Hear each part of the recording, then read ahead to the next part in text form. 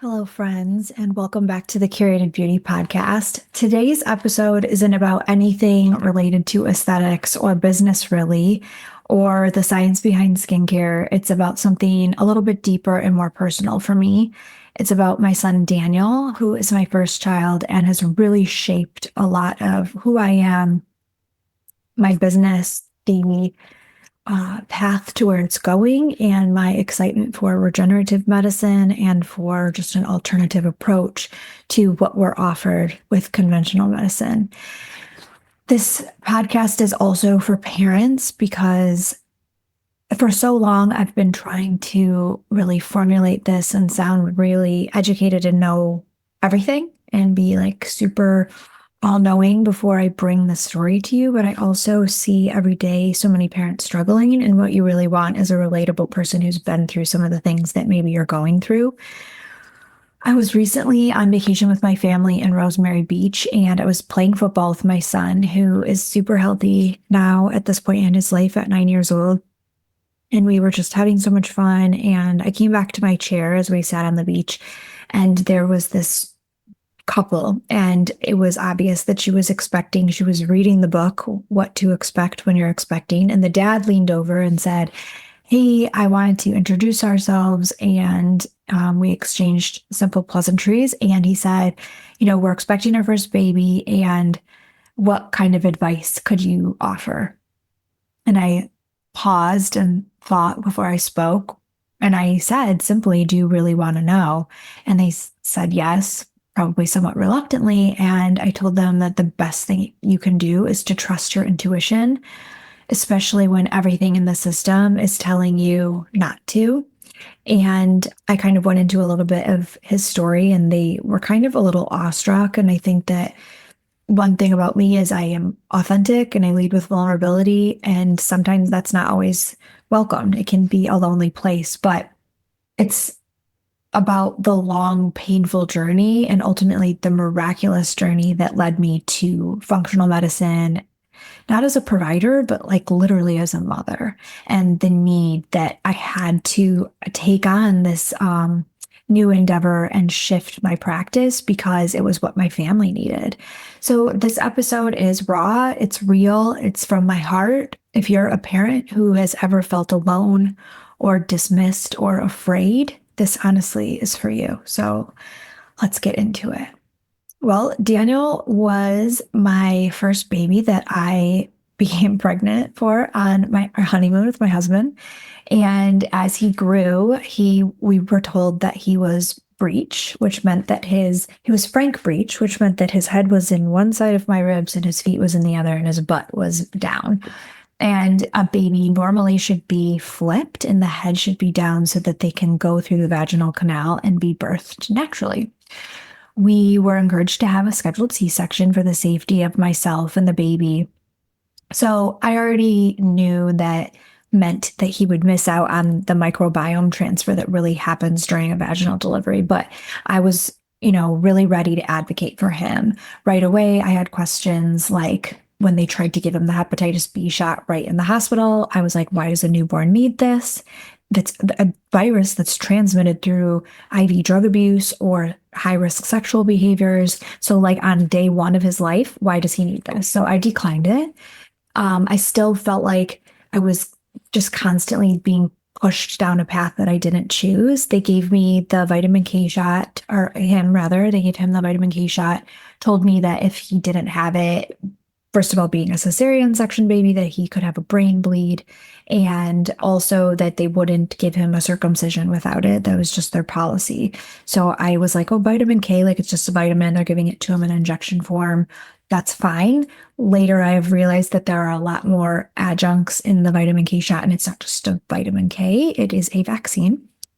And they also smeared antibiotic ointment in his eyes, which, is just part of your general consent. Like that's just what they do to all babies, which is to protect against any sort of bacteria. My baby didn't even come out of the vaginal canal. I didn't have any of the bacteria in my vaginal canal and vaginal tests leading up to delivery that you would have that would make your baby potentially open and susceptible to some sort of infection in their eyes. But he got it. And obviously, antibiotic use, a lot of people know now, but some people still take it like candy and don't realize that it's a problem. It affects the flora on your body, it affects the, it can lead into resistance of antibiotics. It's a big topic. At 1 month old, after we took him home and he had a couple more hiccups, he was jaundiced, which I do believe was part of not that all babies can't be jaundiced. They call it breastfeed fed jaundice, but I believe that he was jaundiced, and I believe that there's some potential association with the vitamin K shot. He was so jaundiced that they were like, let's check a level at his 2-week follow-up. They tried to draw his blood, couldn't draw it. He was screaming, horrible. And it resolved. I never had to do any of the light therapy. But then at 1 month old, he developed baby acne. And instead of reassurance, I texted my pediatrician on a Sunday. She had me go to Children's. We got admitted through the ER. No pediatrician saw him. We were at Children's, so it's, a specialty of pediatrics, but no specialist saw him. They recommended a lumbar puncture, which they said we need to do immediately. He was immediately given a IV, started on antivirals, antibiotics, and had like a full infectious disease workup. Finally, the next day, I believe it felt like an eternity, but I think the next day, the infectious disease team rounded on him and said, oh my gosh, this is baby acne. This is nothing to worry about. All came back negative, and so we went home with baby acne, a lumbar puncture, my baby being on IV medications at 1 month old. And it really wasn't sitting right with me.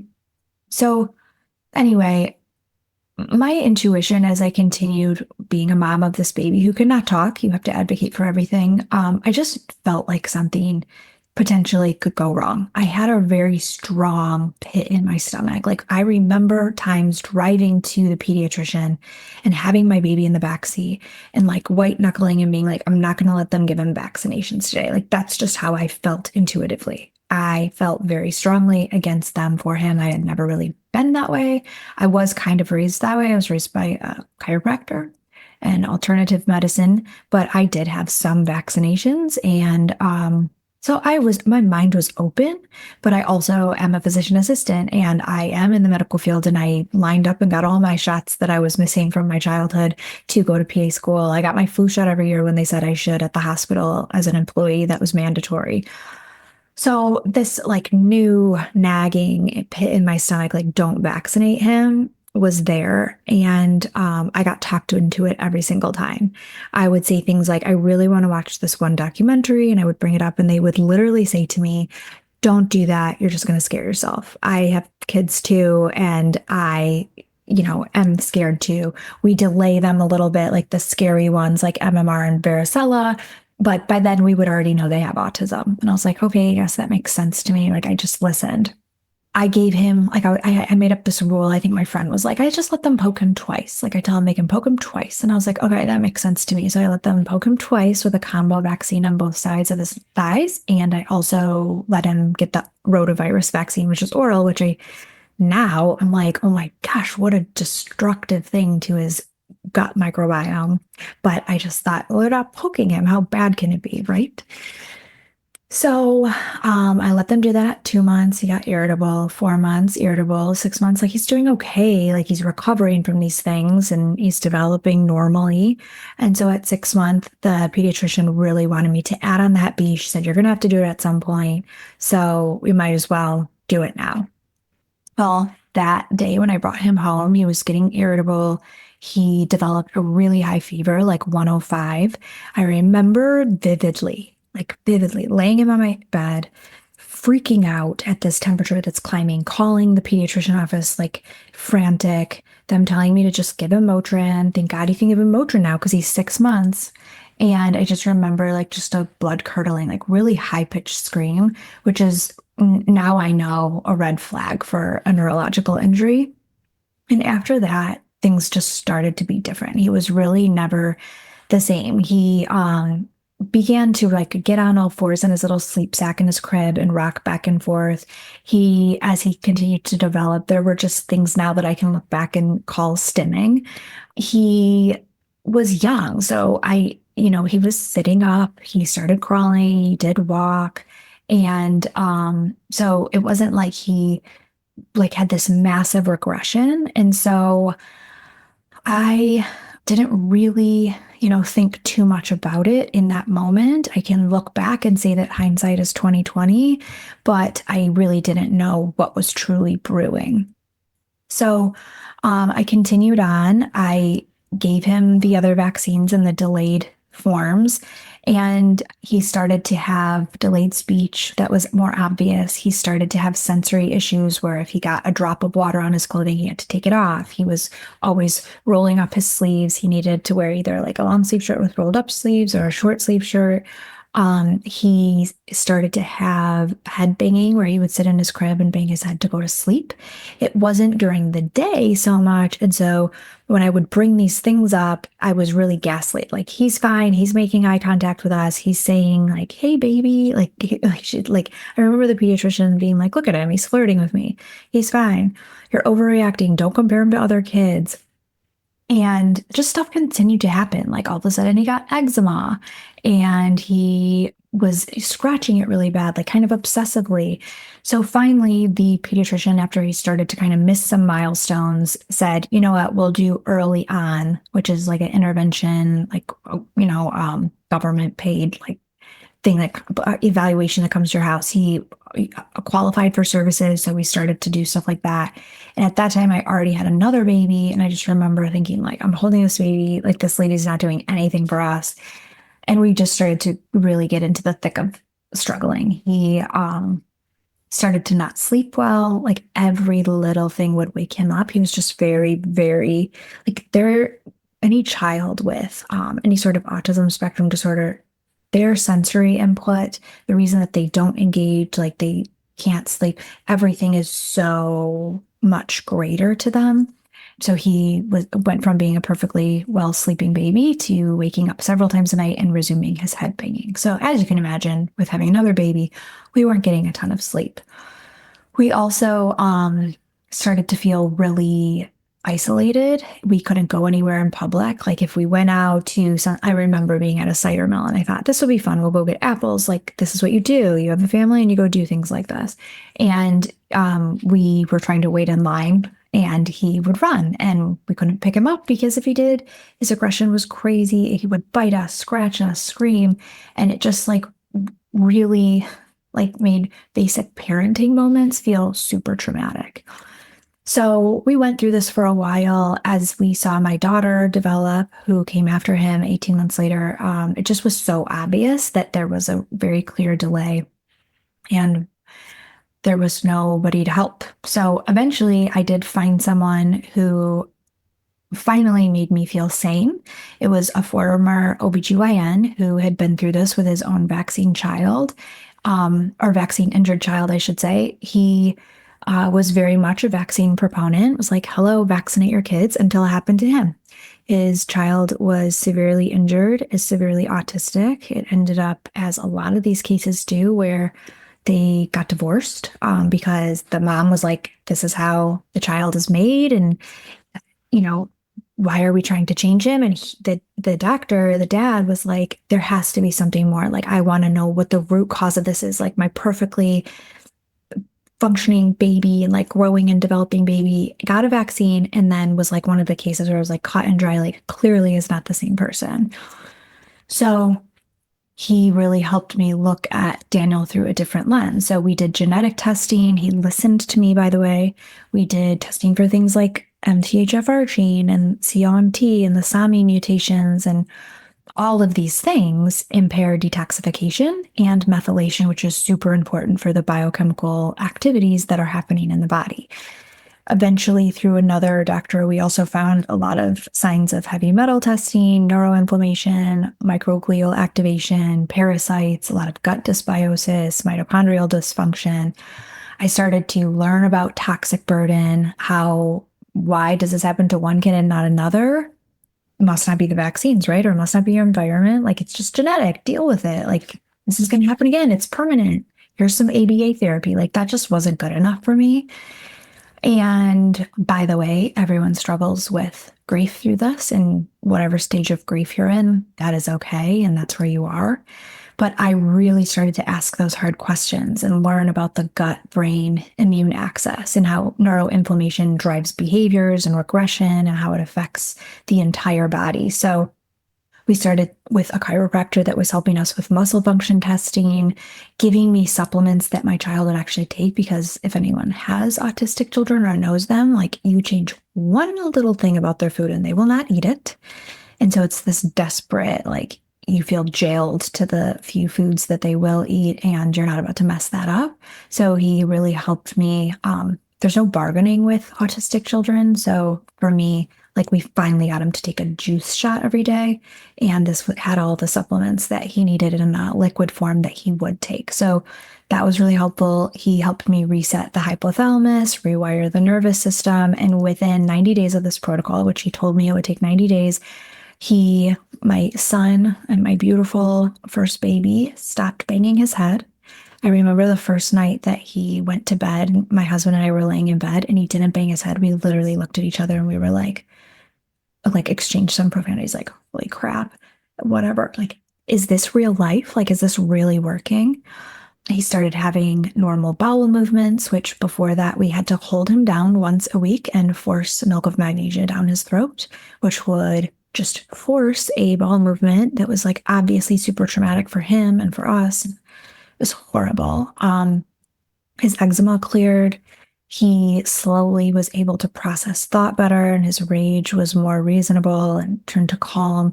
And for the first time in years, I saw hope in his eyes again and in ours. And it just changed everything for me. No pediatrician ever helped me connect the dots. No specialists that we saw. I swear to God, we saw all the specialists in Oakland County, which is where we live, like speech therapists, ear, nose, and throat. Like, does he need tubes? He had hypermobile joints. It was just everything. So I had to dig. I had to fight. I built an army of people who believed that healing was possible. And as Daniel healed, so did I, and I still am. This is what brought me to functional medicine. So when people really ask me for the why, like, this is it. This brought me to peptide therapy. This brought me to detox protocols. This is why I know the things that I know. I would sneak under the table. Now he's very amenable to all of these things and is fine to get injections of whatever, but I would sneak under the table and give him a little sub-Q shot of BPC 157 to heal his gut every day. And so it really, all of these things and all of this brought me to hope as a clinical strategy. And I realized there is no playbook.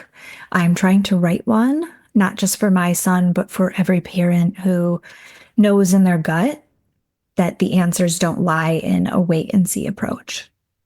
So, it's been a long road. I am concocting different protocols for ways of healing. I have referrals for, people that I send to help. I have books that I've read and I really want to write a book.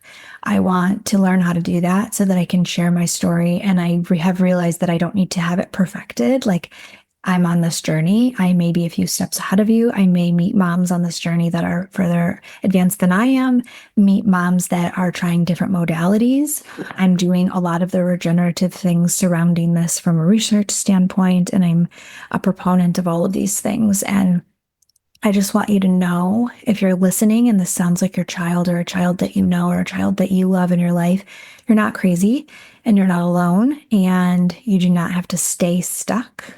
I am building platforms for helping other providers have tools to expand just on what we know. And I'm aggressively learning about this as I go as well. I think that we're changing the narrative, one child, one family, one brave mother at a time. So I just wanted to share this to say that this is my why. This is something that I want to see become a bigger part of our practice, and I hope that it does. I thank you for allowing me to share my son's story. It's not over, but it's no longer a tragedy. It's a triumph in progress. And I also say this all to encourage the comprehensive approach of looking beyond what conventional medicine is allowing us to utilize as treatment and as therapies and as diagnostic tools. I wouldn't be here without those people who opened my eyes to functional lab testing and alternative therapies and supplements. Do I think it's a travesty that we will not cover some of these therapies?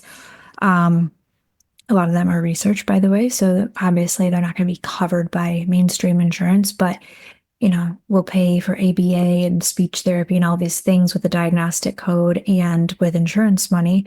But the things that we do are sadly not covered by insurance and can be cost prohibitive to a lot of families. So I hope that I can bring awareness to this. I hope that this maybe gave you hope or just maybe shed some light on an issue that we're starting to talk about. So anyway, I'm Jessica Christie. This is the Curated Beauty podcast, and we're never too late to heal, and we are never wrong for trusting our gut.